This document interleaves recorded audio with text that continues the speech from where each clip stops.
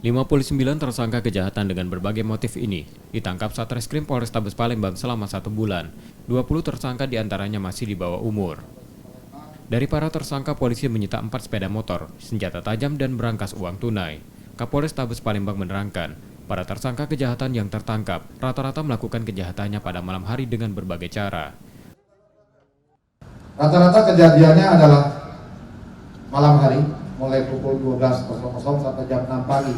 Tapi bervariasi, hampir setiap jam yang ada di Palembang ada angka kejahatan. Jadi kami juga akan meningkatkan sosialisasi dan patroli tentunya dengan penindakan kejahatan. Kemudian modus operandi atau cara melakukan kejahatan. Yang pertama adalah merusak pintu, memanjat pagar masuk ke kediaman. Kemudian yang kedua dinominasi oleh menodong dan merampas. Ini barang buktinya seperti pisau. Polisi di Palembang akan meningkatkan patroli pada malam hari untuk menekan kejahatan terjadi dengan penambahan personilnya.